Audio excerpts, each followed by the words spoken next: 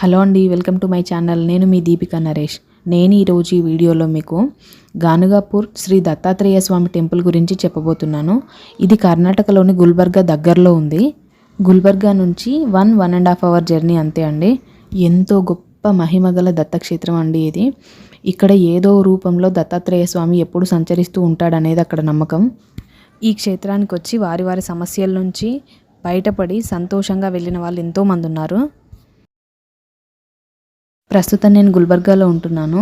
ఈ మధ్య నేను గానుగాపూర్ వెళ్ళి దత్తాత్రేయ స్వామిని దర్శనం చేసుకున్నాను. ఆ స్వామి దర్శనం నాకు దొరకడం నిజంగా నా అదృష్టం అని భావిస్తున్నానండి. ఇది గానుగాపూర్ బస్ స్టాండ్ అండి. గుల్బర్గా నుంచి ఇక్కడికి బస్సెస్ ఉంటాయి. హైదరాబాద్ నుంచి వచ్చే వాళ్ళకి హైదరాబాద్ టు గుల్బర్గా బస్సెస్లో రావచ్చు, లేదంటే ట్రైన్ ఫెసిలిటీ కూడా ఉంటుంది. ఇక్కడికి ఓన్లీ కర్ణాటక వాళ్ళే కాదండి, తెలంగాణ, ఆంధ్ర, తమిళనాడు, మహారాష్ట్ర వాళ్ళు కూడా చాలామంది వస్తారు. నేను క్రిస్మస్ హాలిడేస్ టైంలో వెళ్ళాను. దారిలో చాలా మహారాష్ట్ర, తెలంగాణ, ఆంధ్ర వెహికల్స్ కనిపించాయి. సో హాలిడే టైం కదండి, జనాలు బాగానే ఉన్నారు. ఇదంతా పార్కింగ్ అనమాట. గుడికి దగ్గరలోనే ఉంటుంది పార్కింగ్. ఈ పార్కింగ్ ప్లేస్ వెనకాల భీమా రివర్ ఉంటుంది. రివర్లో స్నానం చేసి వచ్చి కూడా దర్శనం చేసుకుంటారు స్వామివారిని. ఇది టెంపుల్ మెయిన్ ఎంట్రన్స్ అనమాట. దీని దగ్గర నుంచి లెఫ్ట్ సైడ్లో పైకి మెట్లు ఉంటాయి. ఆ మెట్లు ఎక్కిన తర్వాత ఒక పెద్ద హాల్ ఉంటుంది. ఆ హాల్లో దర్శనం చేసుకోవడానికి లైన్లు ఉంటాయి. ఇదే ఆ హాలు. ఈ హాల్లో అటు ఇటు వరుసలు కలిపి ఒక 7-8 ఉన్నాయి.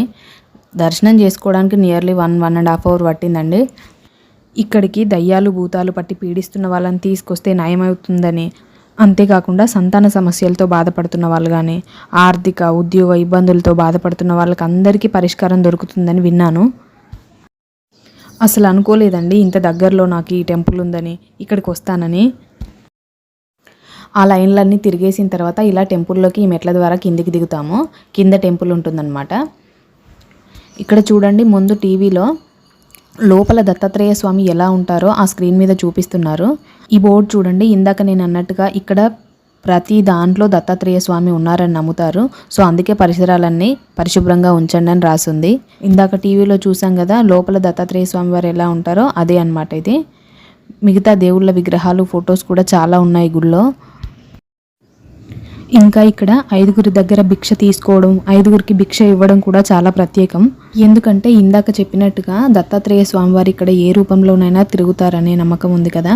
సో 5గురి దగ్గర భిక్ష తీసుకోవడం, 5గురికి భిక్ష ఇవ్వడం వల్ల దత్తాత్రేయ స్వామి మన పాపాలన్నీ తొలగించి మనల్ని కాపాడతారనే నమ్మకం. సో అందుకోసం ఇలా చేస్తారనమాట. ఇలా చూడండి, ఈ ఫోటోలో చూపించినట్టుగా 3 తలలతో దత్తాత్రేయ స్వామి వారు ఉంటారు. ఈ 3 తలలు ఏంటంటే బ్రహ్మ, విష్ణు, మహేశ్వరులని అర్థం. ఇంకా ఇవి స్వామివారి పాదుకలండి. ఇవి మానవ స్పర్శ కలిగి ఉంటాయని చెప్తారు. మానవ స్పర్శ కలిగి ఉండడం అంటే ముట్టుకుంటే మనిషిని ముట్టుకున్నట్టుగానే ఉంటుందంట. ఇక్కడ చూడండి, గుడి ముందు ఒక పెద్ద రావి చెట్టు ఉంది కదా. ముందు స్వామివారి ఇక్కడికి వచ్చినప్పుడు ఈ చెట్టు పైన బ్రహ్మరాక్షసుడు ఉండేవాడంట. ఆ బ్రహ్మరాక్షసుడికి శాప విమోచనం కలిగించి ఆ చెట్టు మీద నుంచి పంపించేశారంట స్వామివారు. సో అప్పటి నుండి దయ్యాలు భూతాలు పట్టి పీడిస్తున్న వారిని ఇక్కడికి తీసుకొస్తే దత్తాత్రేయ స్వామి వాటిని తొలగించి జనాలని కాపాడుతున్నారు. అంతేకాదండి, అంతు చిక్కని రోగాలతో బాధపడుతున్న వారికి ఎంతో మందికి నయమైన సందర్భాలు కూడా ఉన్నాయి. అంతేకాకుండా సంతాన సమస్యలతో, అంటే పిల్లలు లేకుండా బాధపడుతున్న వాళ్ళు కానీ, ఆర్థిక సమస్యలతో బాధపడుతున్న వాళ్ళు కానీ వచ్చి దర్శనం చేసుకోవడమే కాదండి, కొంతమంది మొక్కుకున్న వాళ్ళు ఇక్కడ 11 రోజులు 21 రోజులు అలా స్టే చేస్తారంట కూడా. సో అలా స్టే చేయడానికి రూమ్స్ కూడా ఉన్నాయి. లాడ్జీలు, రూమ్స్ చాలానే ఉన్నాయి. ఇక్కడ చూడండి, మా వెనకాల ఆరెంజ్ కలర్లో ఒక ఐరన్ ఫ్రేమ్ కనిపిస్తుంది కదా. దీనిపైకి ఎక్కి దయ్యాలు భూతాలు పట్టిన వాళ్ళు సాయంత్రం స్వామివారి పల్లకీ సేవ సమయంలో నానా అల్లరి చేస్తారండి. తలకు ఊపుతూ, కొట్టుకుంటూ, అరుస్తూ చాలా విచిత్రంగా ప్రవర్తిస్తారంట. స్వామివారి పల్లకీ సేవ 3 చుట్లు అయిపోయిన తర్వాత ఆ ఎక్కడం, అరవడం, కొట్టుకోవడం ఆపేసి నార్మల్ స్టేజ్కి వస్తారంట. సో ఇలా చేయడం వల్ల కొద్ది కాలం వాళ్ళకి తొందరగా నయమైపోతుందని చెప్తారు. సో మీకు తెలిసిన వాళ్ళు ఇట్లాంటి ఏదైనా ఇబ్బందులతోటి బాధపడుతూ ఉంటే మీరు దత్తాత్రేయ స్వామి గురించి, అక్కడ విశిష్టత గురించి చెప్పండి. మీరిచ్చే ఈ చిన్న సలహా అవసరంలో ఉన్న వాళ్ళకి ఎంతో ఉపయోగపడుతుంది. సో అంత మహిమగల గానుగాపూర్ దత్తాత్రేయ స్వామి దర్శనం మీకు లభించి మీరు మీ కుటుంబ సభ్యులందరితో హ్యాపీగా ఉండాలని కోరుకుంటున్నాను. Thanks for watching my video. Please like, share and subscribe to my channel.